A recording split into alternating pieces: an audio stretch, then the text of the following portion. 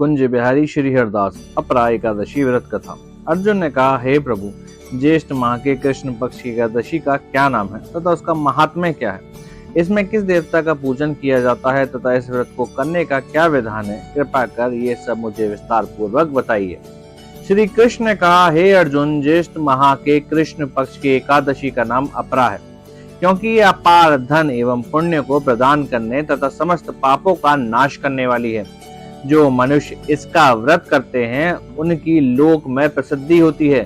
अपरा एकादशी के व्रत के प्रभाव से ब्रह्म हत्या, प्रेत योनि, दूसरे की निंदा आदि से उत्पन्न पापों का नाश हो जाता है। इतना ही नहीं, स्त्री गमन, झूठी गवाही, असत्य भाषण, झूठा वेद पढ़ना, झूठा शास्त्र बताना, ज्योतिष द्वारा किसी को भरमाना, झूठा वैद्य बनकर लोगों को ठगना आदि भयंकर पाप भी अपरा एकादशी के व्रत से नष्ट हो जाते हैं। युद्ध क्षेत्र से भागे हुए क्षत्रिय को नरक की प्राप्ति होती है, किंतु अपरा एकादशी का व्रत करने से उसे भी स्वर्ग की प्राप्ति होती है। गुरु से विद्या अर्जित करने के उपरांत जो शिष्य गुरु की निंदा करते हैं तो वह अवश्य नरक में जाते हैं। अपरा एकादशी का व्रत करने से इनके लिए स्वर्ग जाना संभव हो जाता है। तीनों पुष्करों में स्नान करने से अथवा कार्तिक माह में स्नान करने से अथवा गंगा जी के तट पर पितरों को पिंड दान करने से जो फल प्राप्त होता है वही फल अपरा एकादशी का व्रत करने से प्राप्त होता है।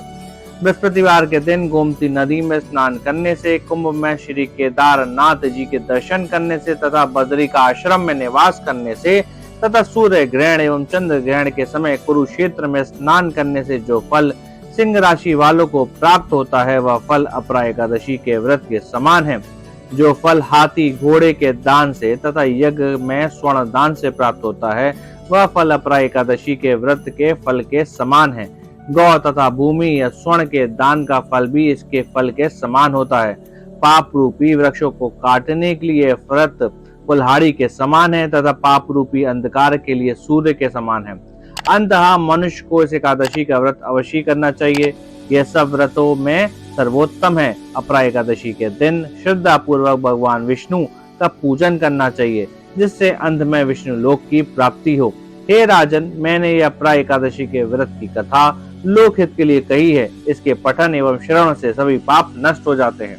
ऐसी देवी कथा सुनने के लिए वीडियो को लाइक करें, चैनल को सब्सक्राइब करें, बेल आइकन दबाएं और कमेंट करें। जय श्री हरि।